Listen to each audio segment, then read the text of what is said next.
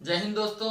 कैसे हैं आप सब। मैं हिमांशु सोनी। आज हम लोग करने वाले हैं magnetic effect of electric current. इस चैप्टर का ये फर्स्ट लेक्चर है और इस फर्स्ट लेक्चर के अंदर हम लोग इस चैप्टर में जो बेसिक कंसेप्ट हैं, मेनली इसमें 3 कंसेप्ट हैं, उन कंसेप्ट के बारे में पहले तो देखेंगे और फिर उनको डिटेल से जितने भी टॉपिक हैं उन सबको क्लियर करेंगे। सबसे पहले हम बात करते हैं, जैसे नेम है चैप्टर का, मैग्नेटिक इफेक्ट ऑफ करंट। मतलब हम लोगों ने लास्ट चैप्टर के अंदर इलेक्ट्रिसिटी के अंदर थर्मल इफेक्ट ऑफ करंट पढ़ा था।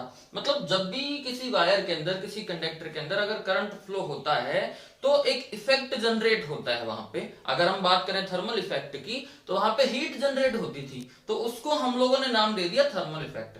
अब एक ऐसा ही इफेक्ट और है कि जब किसी वायर के अंदर से करंट फ्लो होगा, जब किसी कंडक्टर के अंदर से अगर करंट फ्लो होता है तो वहां पे एक और इफेक्ट जनरेट होता है। अब वो इफेक्ट जो है वो मैग्नेटिक इफेक्ट है। मैग्नेटिक इफेक्ट में कौन कौन सी चीजें हो सकती हैं बेसिकली, तो अगर जैसे फॉर एग्जांपल हम लोग अगर कंसिडर करें, ये आपके पास कोई वायर है और इस वायर के अंदर हम लोगों ने बैटरी लगाई हुई है, करंट फ्लो हो रहा है। अब करंट फ्लो जब हो रहा है इसके पास में, तो हम यहाँ पे क्या देखेंगे, यहाँ पे एक अजीब सी एक हलचल होगी। कहने का मतलब यहाँ पे क्या होगा कि यहाँ पे कोई मैग्नेटिक एलिमेंट अगर कोई रखा हुआ है, या अगर हम बात करें यहाँ पे आपने कोई मैग्नेटिक कंपास रख दिया, तो वो जो कंपास निडल जो है वो डिफ्लेक्ट करेगी।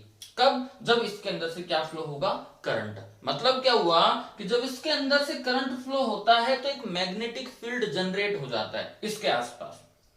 किसी भी वायर के अंदर से अगर करंट फ्लो करता है तो उस वायर के आसपास क्या जनरेट हो जाता है, मैग्नेटिक फील्ड। अब मैग्नेटिक फील्ड का पता कैसे लगाओगे आप, मैग्नेटिक कंपास से। कंपास नीडल यहां से डिफ्लेक्ट होगी, है ना। इसके ये जो कंसेप्ट है, इस कंसेप्ट को बताया किसने, ये सारी चीजें हम लोग इस चैप्टर में देखने वाले हैं। तो बेसिकली हम देखते हैं कि 3 कंसेप्ट हमारे।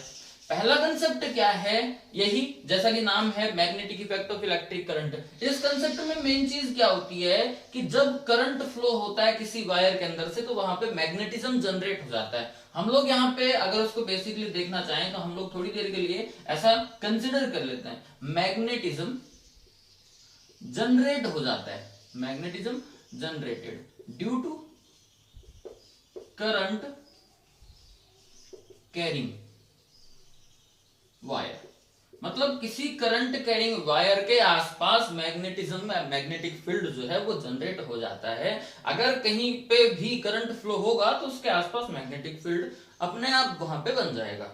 अब इसी से रिलेटेड जो दूसरा कंसेप्ट है वो ये है कि अगर थोड़ा सा हम अपोजिट कर दे इसको, मतलब हम लोग जब इसको पूरा डिटेल से पढ़ेंगे तो इसमें हम लोग इस वाले कंसेप्ट, जो नेक्स्ट वाला कंसेप्ट है वो इसी से रिलेट करता है, उसको भी आराम से देखेंगे, डिटेल से देखेंगे। फिलहाल के लिए हम अगर इसको देखें, बात करें इसकी, तो इससे रिलेटेड क्या है कि अगर कोई कंडक्टर है आपके पास में, उस कंडक्टर को आपने किसी मैग्नेटिक फील्ड के अंदर प्लेस कर दिया। देखो यहां क्या हुआ कि कोई वायर है, उस वायर के अंदर करंट फ्लो कर दिया, या उस वायर के अंदर करंट फ्लो हो रहा है, तो उस वायर की वजह से अपने आप क्या होगा, फॉर एग्जांपल ये वायर है, इसके अंदर करंट फ्लो हो रहा है, तो इस वायर की वजह से जो करंट फ्लो हो रहा है इसके आसपास क्या बन जाएगा, मैग्नेटिक फील्ड बन जाएगा। पहला कंसेप्ट ये। अब दूसरा कंसेप्ट क्या है कि अगर ये जो वायर है, इस वायर को हम लोगों ने किसी एक्सटर्नल मैग्नेटिक फील्ड में रख दिया, मान लो कहीं पे मैग्नेट रखे हुए हैं 2 या मैग्नेटिक पोल रखे हुए हैं 2, उन मैग्नेटिक पोल के बीच में आप लोगों ने कंडक्टर रख दिया जिस कंडक्टर के अंदर से करंट फ्लो हो रहा है, तो उस कंडक्टर के ऊपर एक फोर्स एक्सपीरियंस होगा। मतलब हम कह सकते हैं कि वो जो कंडक्टर है उसके ऊपर एक फोर्स लगेगा। कंसेप्ट इसी से रिलेटेड है, मतलब इसी के 2 पार्ट कर दिए हम कह सकते हैं इसी के। तो वहां पे क्या होगा कंसेप्ट, यहाँ पे क्या है, मैग्नेटिज्म जनरेट हो रहा है, किसी वायर के अंदर करंट फ्लो हो रहा है उसकी वजह से। यहां पे क्या कह रहे हैं हम लोग कि कोई मैग्नेटिक फील्ड के अंदर, किसी एक्सटर्नल मैग्नेटिक फील्ड के अंदर कोई कंडक्टर रखा है, मतलब वो कंडक्टर तो जनरेट कर ही रहा होगा लेकिन उसके अंदर उसको प्लेस कर दिया एक मैग्नेटिक फील्ड के अंदर, तो उसके ऊपर एक फोर्स अप्लाई होगा। हम कह सकते हैं force apply on any conductor placed in external magnetic field, magnetic field. लेकिन यहां पे हम लोगों को ये ध्यान में रखना पड़ेगा कि जो कंडक्टर है इसमें करंट फ्लो हो रहा है, ठीक है ना। करंट कैरिंग कंडक्टर कह सकते हो आप इसको, करंट कैरिंग कंडक्टर। तो ये दो कंसेप्ट हो गए। पहला कंसेप्ट ये है कि किसी वायर के अंदर करंट फ्लो हो रहा है, उस करंट के फ्लो होने के कारण से वहां पे आसपास क्या बन जाता है, मैग्नेटिक फील्ड। दूसरा कंसेप्ट ये है कि जो कंडक्टर है जिसमें करंट फ्लो हो रहा है, उस करंट कैरिंग कंडक्टर को आप अगर किसी एक्सटर्नल मैग्नेटिक फील्ड में रखोगे तो उसके ऊपर अपने आप क्या हो जाएगा, फोर्स अप्लाई होने लगेगा। इसका कारण भी देखेंगे हम लोग, ये न्यूटन थर्ड लॉ के ऊपर डिपेंड करता है, जो आपने 9th क्लास में पढ़ा था, तो उसके ऊपर डिपेंड करता है। डिटेल से पढ़ेंगे इसको कि क्यों इसके ऊपर फोर्स अप्लाई होता है, पर बेसिकली हम कह रहे हैं कि दो कंसेप्ट तो हैं। तीसरा कंसेप्ट हो रहा है इस पूरे चैप्टर में इन्हीं तीन कंसेप्ट की और इन तीन कंसेप्ट के जो एप्लीकेशन हैं उनकी बात करेंगे। तो तीसरा कंसेप्ट क्या है, अब देखो दो अलग अलग कंसेप्ट है ना। पहला कि वायर के अंदर से या वायर के अंदर करंट फ्लो हो रहा है, उस वजह से मैग्नेटिक फील्ड जनरेट हो रहा है। दूसरा, किसी एक्सटर्नल मैग्नेटिक फील्ड में आप करंट कैरिंग वायर रखा आपने तो उसके ऊपर फोर्स लग गया। और तीसरा है कि अब हम ना तो करंट फ्लो करवाएंगे और ना ही हम लोग इस पे, ना तो हम करंट फ्लो करवाएंगे और ना ही इसके ऊपर हमको फोर्स देखना है। अब थोड़ा सा कंसेप्ट चेंज कर दिया कि मान लो कहीं पे मैग्नेटिक फील्ड है, ठीक है, अभी तक क्या हो रहा था, आप करंट दे रहे थे, आपको मैग्नेटिक फील्ड मिल रहा था। फिर एक चीज कर दिया आपने मैग्नेटिक फील्ड भी दिया, प्रोवाइड करवाया और करंट भी दिया, तो क्या मिला आपको, फोर्स। ठीक है ना, यहां पे हमने करंट दिया तो मैग्नेटिक फील्ड मिला, यहां पे आपने करंट भी दिया, मैग्नेटिक फील्ड भी दिया, तो आपको क्या मिल गया, फोर्स। अब यहां पे हम क्या कर रहे हैं, हम फोर्स भी देंगे, मतलब मोशन भी करवाएंगे, मैग्नेटिक फील्ड भी हमारा होगा, तो अब करंट मिलेगा। देखो तीन अलग अलग कंसेप्ट, पहली चीज है करंट, फोर्स और फिर मैग्नेटिक फील्ड, या हम कह सकते हैं मैग्नेटिज्म। ये तीनों जो फैक्टर हैं ये तीनों एक दूसरे से रिलेटेड है। कहीं पे दो प्रोवाइड करवा रहे हो तो आपको तीसरा मिल रहा है। करंट दिया तो आपको मैग्नेटिक फील्ड मिला, फिर आपने करंट भी दिया, मैग्नेटिक फील्ड भी दिया, तो आपको फोर्स मिल गया। अब आप फोर्स भी दे रहे हो और मैग्नेटिक फील्ड भी दे रहे हो, तो अब क्या मिलेगा आपके पास, करंट। ये जो कंसेप्ट है, इस कंसेप्ट का नाम है ईएमआई, इलेक्ट्रोमैग्नेटिक इंडक्शन। इसको तो बहुत डिटेल्स में पढ़ने वाले हैं इस चैप्टर के अंदर। और ये दो कंसेप्ट बेसिकली हैं, है तो तीनों ही, पर इसके बारे में थोड़ा सा कम है, इसके बारे में ज्यादा है और इसके बारे में भी ज्यादा है। तो अब होगा क्या, ईएमआई जो है, इलेक्ट्रोमैग्नेटिक इंडक्शन क्या है, तो इलेक्ट्रोमैग्नेटिक इंडक्शन के हमने मैग्नेटिक फील्ड भी वहां पे प्रोवाइड करवाया और आप क्या लगा रहे हो, फोर्स भी लगा। फॉर एग्जाम्पल आपके पास एक कोइल है, अभी कोइल क्या होती है, हमने कोइल ही क्यों ली, वायर क्यों नहीं लिया, वायर भी ले सकते हैं पर वायर में इफेक्ट कम होगा, कोइल में ज्यादा होगा। कारण क्या है, डिटेल से पढ़ने वाले हैं इसके बारे में। तो ये कोइल है, इसके पास आपने कोई मैग्नेट रखा, ठीक है। अब ये जो मैग्नेट है इसके दो पोल होते हैं basically, N pole and S pole. इस कोइल में आपने कोई बैटरी प्रोवाइड नहीं करवाई, ठीक है ना, कोई आपने ऐसा कोई सोर्स नहीं रखा जहां से करंट फ्लो हो, है ना। अब हमने क्या कर दिया, यहाँ पे कोई बल्ब लगा दिया ताकि बल्ब क्या कर सके, इसको मेजर कर सके, किसको, करंट को। अब क्या कर रहे हैं कि ये जो मैग्नेट है, इस मैग्नेट को आप ना इसको ट्रेवल करवा रहे हो, मतलब इसको मूव करवा रहे हो इस मैग्नेट को, ठीक है। जो आप इस मैग्नेट को, देखो मैग्नेटिक फील्ड आप प्रोवाइड करवा रहे हो, मूव करने के लिए क्या चाहिए हमको, फोर्स चाहिए, मतलब एक एनर्जी चाहिए, मैकेनिकल एनर्जी हम कह सकते हैं। तो आपने क्या किया, इस मैग्नेट को मूव करवाया और इस मैग्नेट को मूव करवाने की वजह से इसके अंदर अपने आप क्या फ्लो होने लग जाएगा, करंट फ्लो होने लग जाएगा। क्यों फ्लो हुआ वो डिटेल में पढ़ने वाले हैं। तो बेसिकली हम कह सकते हैं कि जब आप फोर्स प्रोवाइड करवा रहे हो, अच्छा जरूरी नहीं है कि सिर्फ मैग्नेट को ही मूव करवाए, इसको भी मूव करा सकते हो, इसको स्टेबल रख दो, रिलेटिव मोशन होनी चाहिए दोनों की, मतलब एक मूव कर रहा है तो दूसरा स्टेबल है, या दूसरा मूव कर रहा है तो पहला स्टेबल है। तो ऐसे अगर मोशन हो रही है तो इसके अंदर से अपने आप क्या फ्लो होने लग जाएगा, करंट फ्लो होने लग जाएगा। बेसिकली ये तीन कंसेप्ट हम लोग इस चैप्टर के अंदर पढ़ने वाले हैं। पहला, मैग्नेटिज्म जनरेट हो रहा है किस वजह से, करंट की वजह से। दूसरा, फोर्स अप्लाई हो रहा है अगर किसी करंट कैरिंग कंडक्टर को प्लेस किया जाता है मैग्नेटिक फील्ड के अंदर। और थर्ड कंसेप्ट क्या है, इलेक्ट्रोमैग्नेटिक इंडक्शन। अगर तो यहाँ पे आप मैग्नेटिक फील्ड के अंदर अगर किसी कंडक्टर को मूव करवा रहे हो या मैग्नेट को मूव करवा रहे हो तो उसमें करंट फ्लो होने लग जाएगा। इस करंट को इंड्यूस करंट बोला जाता है। अब इन तीनों के जो ये जो कंसेप्ट है, इनके बेसिस के ऊपर कौन कौन से एप्लीकेशन हैं, तो इनके बेस्ड जो एप्लीकेशन है, जैसे इलेक्ट्रिक मोटर हो गया, है ना, इलेक्ट्रिक जनरेटर हो गया, ये सारे भी हम लोग इसी चैप्टर में पढ़ने वाले हैं। ये सब इसी के ऊपर कंसेप्ट है ना, इलेक्ट्रिक मोटर हुई, electric generator, AC generator, DC generator, dynamo, ये सब इसी कंसेप्ट के ऊपर, इन्हीं तीनों कंसेप्ट के ऊपर बेस्ड हैं। तो ये एक जनरल इंट्रोडक्शन था इस चैप्टर का। अब हम लोग इसका फर्स्ट कंसेप्ट जो है मैग्नेटिक इफेक्ट ऑफ करंट को देखने वाले हैं, किसने बताया क्या होता है, ठीक है। तो अभी देखते हैं फर्स्ट कंसेप्ट।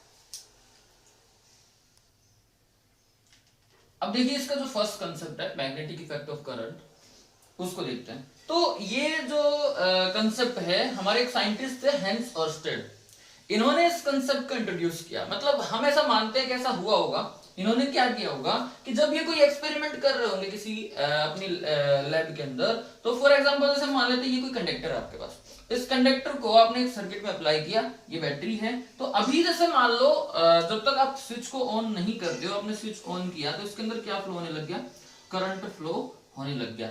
अच्छा, अभी यहाँ पे हम ऐसा मानते हैं कि यहाँ पे जैसे मान लो कोई आलपिन रखी हुई है, मतलब कोई ऐसा कोई मैग्नेटिक एलिमेंट कोई रखा हुआ है, तो जैसे ही करंट इसके अंदर से फ्लो होता है तो ये क्या करेगी, यहाँ से डिफ्लेक्ट करेगी, मतलब इसके अंदर कोई मूवमेंट आना चाहिए।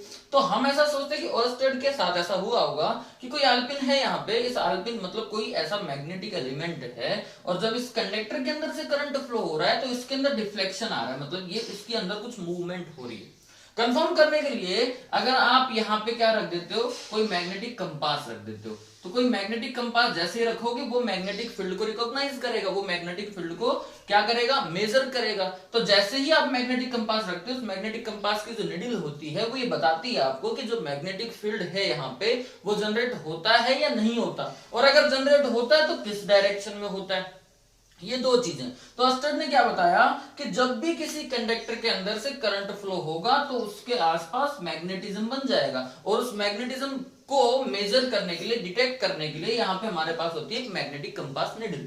तो यहाँ पे ये जो मैग्नेटिक कंपास निडल ये डिफ्लेक्ट करेगी। अब ऑर्स्टेड ने 3 अलग अलग डायग्राम से इस चीज को, इस कंसेप्ट को समझाने की कोशिश की। पहला कंसेप्ट क्या है, ऑर्स्टेड ने बताया कि जो मैग्नेटिक फील्ड इस कंडक्टर के आसपास जनरेट होता है, वो मैग्नेटिक फील्ड जो है वो डिपेंड करता है इसके अंदर जो करंट फ्लो हो रहा है इसकी वैल्यू के ऊपर, मतलब करंट कितना ज्यादा है। सिंपल सी चीज है, अगर इसमें कम करंट वैल्यू मतलब छोटी करंट फ्लो हो रही है तो जो मैग्नेटिक फील्ड होगा ये इतना ज्यादा पावरफुल नहीं होगा, ये वीक होगा। और अगर मान लो करंट बहुत ज्यादा वैल्यू के अंदर फ्लो हो रही है तो मैग्नेटिक फील्ड भी क्या होगा, पावरफुल होगा। पहली चीज कि जो मैग्नेटिक फील्ड है वो डिपेंड करता है करंट की वैल्यू के ऊपर, और दूसरी चीज क्या है कि जो मैग्नेटिक फील्ड है अगर इस करंट के डायरेक्शन को आप चेंज कर देते हो, रिवर्स कर देते हो, तो मैग्नेटिक फील्ड भी जो इसकी है वो क्या हो जाएगी, रिवर्स हो जाएगी। फॉर एग्जांपल अगर हम बात करें कि यहाँ पे जो मैग्नेटिक फील्ड है, अभी थोड़ी देर के लिए हम कंसिडर कर लेते हैं कि देखो ये बैटरी का जो पॉजिटिव टर्मिनल है ये हम लोगों ने लेफ्ट साइड में लगाया हुआ है, और नेगेटिव टर्मिनल जो है वो राइट साइड में लगाया हुआ है। यहाँ पे करंट जो है वो फ्लो हो रहा है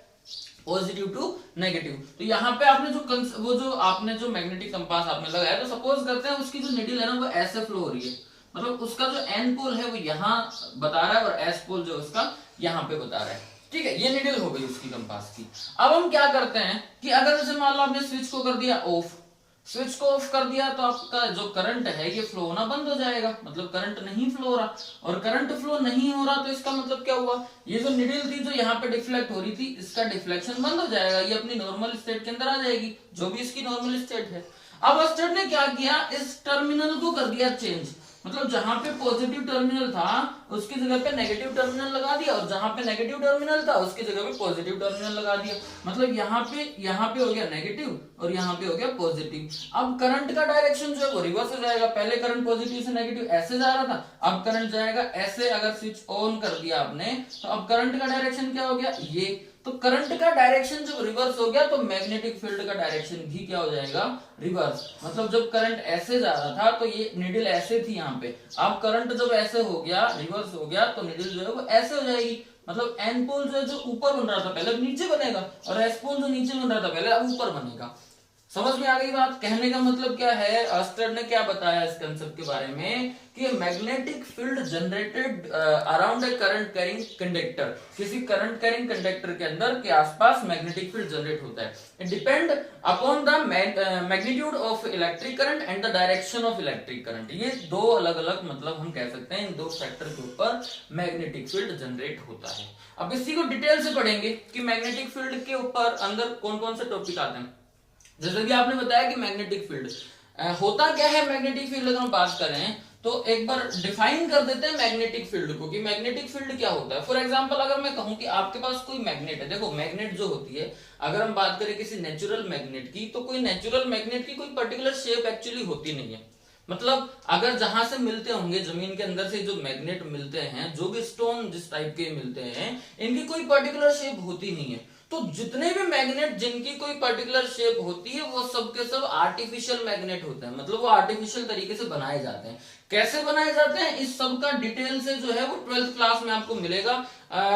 कि कोई नेचुरल मैग्नेट है, उसका जो मैग्नेटिक फील्ड है, उसके फील्ड के अंदर किसी मैग्नेटिक एलिमेंट को रखा जाता है काफी लंबे टाइम तक, तो उसके इफेक्ट के कारण से मैग्नेटाइजेशन होता है उसका, ये सब 12th क्लास में है, हमारे यहाँ नहीं है, तो हम उसको अभी के लिए स्किप कर देते हैं। फिलहाल हम ये मानते हैं कि नेचुरल मैग्नेट की कोई पर्टिकुलर शेप नहीं होती, किसी पर्टिकुलर शेप के लिए हमें आर्टिफिशियल मैग्नेट बनाने होते हैं। तो वो आर्टिफिशियल मैग्नेट जो है वो बहुत सारे टाइप के होते हैं, तो उनमें से ही एक टाइप है बार मैग्नेट। उसी आर्टिफिशियल मैग्नेट के अंदर एक कौन सा मैग्नेट होता है, बार मैग्नेट। बेसिकली अगर इसके बारे में समझे तो किसी भी मैग्नेट के अंदर दो पोल होते हैं। पता कैसे लगाएंगे, तो हमें पता है कि अर्थ भी एक मैग्नेट है, तो अगर किसी मैग्नेट को इंडिपेंडेंटली आप क्या कर देते हो, हैंग कर देते हो और उसको छोड़ देते हो, तो ये मैग्नेट जो है वो नॉर्थ और साउथ पोल की तरफ जाके रुक जाती है। फॉर एग्जांपल अगर मैं ये कहूं कि ये हमारे पास कोई मैग्नेट है और इसको हम लोगों ने किसी स्ट्रिंग से लटका दिया और ऐसे छोड़ दिया, तो ये खुद रोटेट हो जाएगा और अपने आप किस तरफ चला जाएगा, नॉर्थ और साउथ पोल की तरफ। तो हम ऐसे ही मानते हैं कि एन पोल और एस पोल जो मैग्नेट में है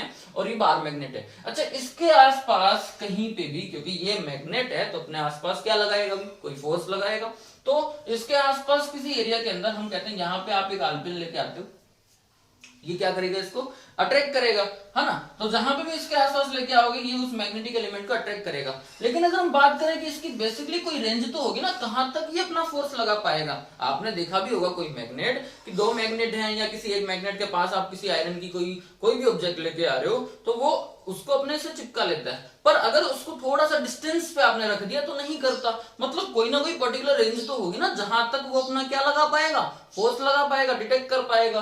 तो वही रेंज, फॉर एग्जांपल हम मान लेते हैं कि ये जो रेंज है इसकी, कि इसके अंदर अंदर ये अपना फोर्स लगाएगा, इसके बाहर ये अपना फोर्स नहीं लगा पाएगा। किसी मैग्नेटिक एलिमेंट को आप यहां लेके आओगे उसको ये अट्रैक्ट कर लेगा, लेकिन यहां लेके आओगे तो अट्रैक्ट नहीं कर पाएगा। तो हम कह सकते हैं this is the range for this magnet. इस मैग्नेट के लिए तो रेंज हो गई है, इसी रेंज को, इसी एरिया को मैग्नेटिक फील्ड कहा जाता है। मतलब मैग्नेटिक फील्ड है क्या, अगर डिफाइन करें तो हम कह सकते हैं the area around any magnet in which the magnetic force can be detected on another magnet। मतलब कोई मैग्नेट है, इसके आसपास का वो एरिया जिसके अंदर ये मैग्नेट फोर्स लगा सके किसी दूसरे मैग्नेट पे भी या किसी मैग्नेटिक एलिमेंट पे भी। मैग्नेटिक फील्ड की डेफिनेशन क्लियर हो गई, the area around any magnet in which the magnet can be exert any force. कोई भी फोर्स ये मैग्नेट लगाए उस एरिया के अंदर, that is called magnetic field, वो मैग्नेटिक फील्ड होगा, ठीक है ना। उसी के अंदर वो मैग्नेट जो है वो अपना फोर्स एक्सर्ट कर पाएगा। अब ये जो मैग्नेटिक फील्ड है ये एक वेक्टर क्वांटिटी है, नाइन्थ में आपने पढ़ी होगी वेक्टर क्वांटिटी क्या होती है। ये जो मैग्नेटिक फील्ड है ये वेक्टर क्वांटिटी है। मतलब वेक्टर क्वांटिटी क्या है, तो वेक्टर क्वांटिटी का मतलब होता है कि इस मैग्नेटिक फील्ड की कोई ना कोई वैल्यू भी होगी, कोई मैग्नीट्यूड भी होगा और कोई डायरेक्शन भी होगा। तो मैग्नेटिक फील्ड का जो डायरेक्शन है, वैल्यू तो हम लोग पता कर ही लेंगे क्योंकि वैल्यू तो उसकी लिखी होती है। तो डायरेक्शन फाइंड करने का भी तरीका क्या है, किस डायरेक्शन में होगा, ये सभी चीजें हम देखने वाले हैं। कि अगर किसी बात करें किसी स्ट्रेट करंट कैरिंग कंडक्टर है, कोई स्ट्रेट वायर है, उसके अंदर करंट फ्लो रहा है, तो क्या डायरेक्शन होगा उसका, वो भी देखते हैं। तो पहले हम देखते हैं कि जो मैग्नेटिक फील्ड है, आप लोग नोट कर सकते हो, ये जो मैग्नेटिक फील्ड है, magnetic field is a vector quantity. कैसी क्वांटिटी है, वेक्टर क्वांटिटी। और वेक्टर क्वांटिटी है तो इसका कोई डायरेक्शन होगा और कोई वैल्यू होगी। अब डायरेक्शन की बात करते हैं, मतलब डायरेक्शन को रिप्रेजेंट करने के लिए, मतलब ये जो मैग्नेटिक फील्ड है इसके डायरेक्शन को रिप्रेजेंट करने के लिए हम एक नए कंसेप्ट को इंट्रोड्यूस करते हैं। एक न्यू कंसेप्ट है which is called magnetic line of force, या हम कह सकते हैं मैग्नेटिक फील्ड लाइन। ये जो मैग्नेटिक फील्ड लाइन है ये एक इमेजिनरी कंसेप्ट है। मतलब उस कंसेप्ट को अगर आप थोड़ा सा डिटेल से देखोगे तो हम कह सकते हैं कि जो मैग्नेटिक फील्ड है इसके मैग्नीट्यूड को तो समझाने की जरूरत होती नहीं है, तो इसका जो डायरेक्शन है उसको रिप्रेजेंट करने के लिए हमारे पास एक नई टर्म आती है, आप कह सकते हो मैग्नेटिक लाइंस ऑफ फोर्स। इसी का दूसरा नाम है magnetic field line, magnetic field line. अब भाई ये मैग्नेटिक फील्ड लाइन है क्या, तो भाई सिंपल सा कंसेप्ट है, कुछ ऐसी इमेजिनरी लाइन, मतलब रियल में नहीं है, हम ड्रॉ करते हैं, इमेजिनरी लाइन है जो कि रिप्रेजेंट करती हैं किसको भाई, मैग्नेटिक फील्ड के डायरेक्शन को। The imaginary line which represent the direction of magnetic field are called magnetic field line या magnetic line of force। कोई भी मैग्नेट है, उस मैग्नेट का मैग्नेटिक फील्ड का कोई पर्टिकुलर डायरेक्शन होगा, तो उस डायरेक्शन को रिप्रेजेंट कौन करता है भाई, ये मैग्नेटिक फील्ड लाइन। मतलब कोई कंसेप्ट ऐसा, कुछ चीज ऐसी जो हमने मान ली है नहीं एक्चुअली में, लेकिन हमने मान ली कि हमारा फायदा होगा उस चीज से। फॉर एग्जांपल जैसे मान लो, कई लोग, बहुत सारे लोग कहते हैं कि मैं भगवान को मानता हूँ, बहुत सारे लोग कहते हैं मैं नहीं मानता। अब सिंपल सी कंसेप्ट है भाई, इसमें आज तक किसी ने देखा नहीं है भगवान को, ना मैंने देखा ना आपने देखा, पर एक कंसेप्ट है कि भाई मैं अगर किसी काम के लिए, अच्छे काम के लिए जा रहा हूँ, और अगर मैंने भगवान को, अगर मैं मानता हूं, तो मैंने भगवान से प्रार्थना की कि भगवान मैं एक अच्छे काम के लिए जा रहा हूं, और मेरे को जब मैंने प्रार्थना की तो मेरे अंदर एक अपने आप एक पॉजिटिव एनर्जी आ गई, अपने आप क्या आ गई, एक पॉजिटिव एनर्जी आ गई, तो मेरा जो काम है वो अच्छा होगा, ऐसा मेरा मानना है। फॉर एग्जाम्पल हमने क्या किया कि भगवान से प्रे कर लिया, मान लिया कि भगवान है, तो हमारा अच्छा काम हो गया, मतलब हमारा फायदा हो गया उस चीज से, मानने से। कोई चीज है या नहीं है उस पर हम लोग बहस नहीं करने वाले, लेकिन हमने मान लिया तो हमारा कोई काम हो गया, हमारा कोई अच्छा काम हो गया, हमारे अंदर अपने आप एक पॉजिटिव एनर्जी आ गई। जो नहीं मानते उनको नहीं आती होगी, लेकिन जो मानता है उसको पता है कि अगर आप किसी भी अच्छे काम के लिए, किसी इंटरव्यू के लिए जा रहे हो, किसी एग्जाम के लिए जा रहे हो, तो आप प्रे करके जाते हो कि मेरा ये, हमारी मेहनत तो है ही, पर ये एग्जाम हम दे के आ रहे हैं, तो उससे एक अपने आगे पॉजिटिव एनर्जी आ रही है। उसी तरीके से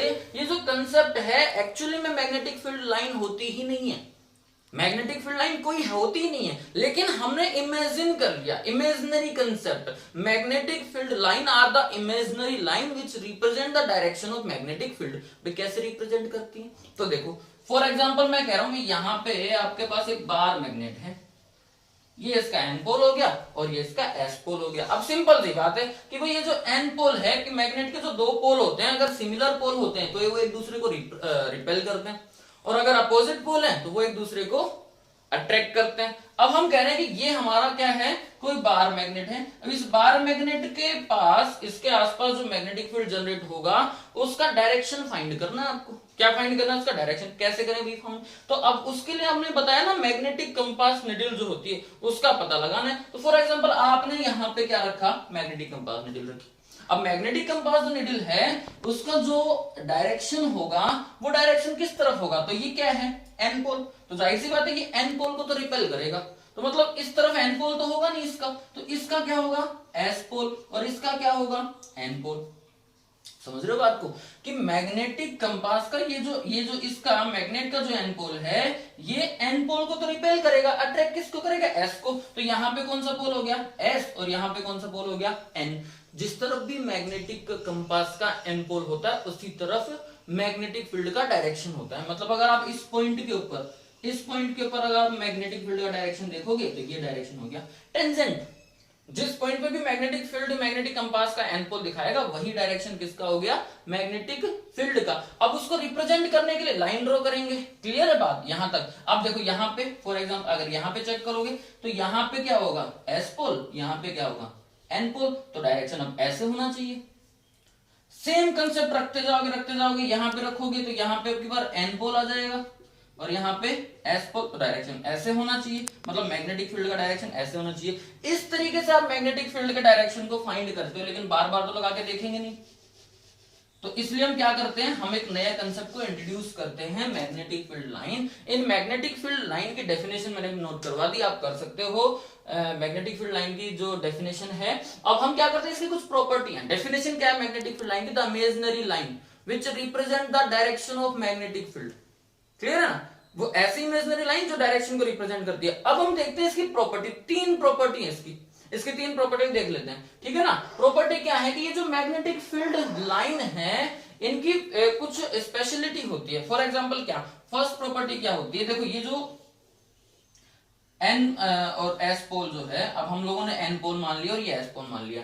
ये जो मैग्नेटिक फील्ड लाइन है, ये एन पोल से निकलती है, मतलब एन पोल से स्टार्ट होती है, और टर्मिनेट क्या होती है, एस पोल पे। समझना, बेसिक प्रॉपर्टी है, magnetic field line start from N pole and terminate at S pole, but outside the magnet. ये जो मैग्नेट है ना, इसके बाहर की बात कर रहे हैं हम लोग, कि एन पोल से निकलेंगी, टर्मिनेट का हुई भाई एस पोल पे, एन से निकली, टर्मिनेट कहां हुई, एस पोल पे। भाई ये फिर मैं बता रहा हूं कि ये इमेजिनरी कंसेप्ट है, तो हमने अपने हिसाब से रूल बनाए हुए हैं इसके। एक्चुअली में आपको थर्ड वाले रूल में अपने आप समझ में आ जाएगा इसका, कि जो एन पोल से निकली है और कहां टर्मिनेट हुई, एस पोल पे। एन पोल से निकली, कहां टर्मिनेट हुई, एस पोल पे, आउटसाइड द मैग्नेट। ये मत लिखना भूलना कि हम magnetic field line are start from N pole and terminate at S pole outside the magnet.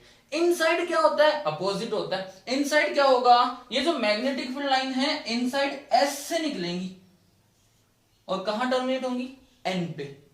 Outside में एन से निकलेंगी एस पे, इनसाइड में एस से निकलेंगी और एन पे। दो पॉइंट अलग अलग हो गए। पहला पॉइंट एन से निकलेंगी एस पे आउटसाइड द मैग्नेट, दूसरा पॉइंट एन से निकलेंगी एस से निकलेंगी एन पे इनसाइड द मैग्नेट। और थर्ड पॉइंट जो है इसमें आपको क्लियर समझ में आ जाएगा। एक्चुअली ये मैग्नेटिक फील्ड लाइन कहीं से निकलती नहीं और कहीं पे टर्मिनेट नहीं होती। ये जो मैग्नेटिक फील्ड लाइन है कहीं से भी टर्मिनेट नहीं होती और कहीं से भी निकलती नहीं है। हमने समझने के लिए ऐसा मान लिया, क्यों भाई, तो ये जो मैग्नेटिक फील्ड लाइन है ये होती है क्लोज्ड कर्व, एक सर्कल, कंप्लीट सर्कल, मतलब ऐसे। ये हो गया, मतलब ये एन पोल हो गया, ये एस पोल हो गया और ये क्लोज कर्व हो गई। अब बताओ भी कहां से निकल रही है और कहां पे टर्मिनेट हो रही, कहीं से भी नहीं निकल रही, कहीं पे टर्मिनेट नहीं हो रही, क्लोज्ड कर्व है। अब समझने के लिए कैसा मान लेते हैं कि आप ना इसको बंद कर लिया ऐसे, अंदर का जो पोर्शन है हमने इसको ढक लिया, तो अब क्या होगा, ये तो एन पोल और ये तो बाहर का कैसे दिखेगा आपको, ये जो मैग्नेटिक फील्ड यहां से निकल रही है ना और टर्मिनेट कहां हो रही है, यहाँ पे। क्लियर है, मतलब हमने एक एरो बना दिया, ये लो जी, आपने इसको बंद किया, एन से निकली और एस पे टर्मिनेट हो गई। अब बाहर वाले पोर्शन को बंद कर ले तो अब क्या होगा, अब एस से निकलेंगी, एन पे टर्मिनेट हो रही है। क्लियर है, एन से निकलती है एस पे टर्मिनेट होती है आउटसाइड द मैग्नेट, एस से निकलती है और एन पे टर्मिनेट होती है इनसाइड द मैग्नेट। ये तीन कंसेप्ट अलग अलग। अब इसी की जो मेन प्रॉपर्टी है, फोर्थ जो प्रॉपर्टी है वो है कि जो दो मैग्नेटिक फील्ड लाइन है वो कभी भी इंटरसेक्ट नहीं करती। Two magnetic field line never intersect each other. दो मैग्नेटिक फील्ड लाइन कभी भी एक दूसरे को इंटरसेक्ट नहीं कर सकती। इसको प्रूफ भी करते हैं, मतलब इसके कंसेप्ट को समझते भी हैं लेकिन अपोजिट लेके। जैसे मैथ में मानते हो ना कि कोई थ्योरम आपको प्रूफ करनी है तो उसका आप अपोजिट सेंस लेके करते हो, कि माना कि ये थ्योरम है और आपको अपोजिट करनी है, तो ऐसे ही हम कहते हैं कि मान लो कि किसी पॉइंट के ऊपर ना मैग्नेटिक फील्ड लाइन इंटरसेक्ट कर रही है, ठीक है ना। अब जैसे इसकी मैग्नेटिक फील्ड लाइन को क्या मान लिया, ये इधर जा रही है मैग्नेटिक फील्ड लाइन और ये जा रही है इधर, ठीक है। अब इसका मतलब क्या हुआ, मैग्नेटिक फील्ड लाइन किसको रिप्रेजेंट करती है, डायरेक्शन ऑफ मैग्नेटिक फील्ड को। अब हम कह रहे हैं कि भाई ये जो मैग्नेटिक फील्ड लाइन है तो ये इधर मैग्नेटिक फील्ड को रिप्रेजेंट कर रही है, मतलब इस पॉइंट पे मैग्नेटिक फील्ड का डायरेक्शन क्या हो गया, ये, और ये किसको रिप्रेजेंट कर रही है, इस डायरेक्शन को। तो इस पॉइंट के ऊपर मतलब दो मैग्नेटिक फील्ड हो गए, जो कि कभी पॉसिबल नहीं है कि एक ही पॉइंट पे दो अलग अलग मैग्नेटिक फील्ड हो, ऐसा इम्पॉसिबल है, क्योंकि दो मैग्नेटिक फील्ड एक साथ हो ही नहीं सकते। ये जो मैग्नेट है इसके आसपास एक ही तो मैग्नेटिक फील्ड बनेगा ना भाई, इसके अंदर कोई दूसरा मैग्नेट आ ही नहीं सकता, रिपेल करेगा और अगर अट्रैक्ट करेगा तो उसको चिपका लेगा अपने से, फिर वो एक ही मैग्नेट बन गया। तो magnetic field line, two magnetic field line never intersect each other if they intersect each other. तो इसका मतलब क्या हुआ कि there are two magnetic field at the intersection point which is impossible, जो कि इम्पॉसिबल है। ये मैग्नेटिक फील्ड लाइन की प्रॉपर्टी थी। आज का ये जो कंसेप्ट है हमने यहां तक देखा, मैग्नेटिक फील्ड लाइन क्या होती है। अब इसके आगे का हम लोग नेक्स्ट वीडियो में देखेंगे। धन्यवाद।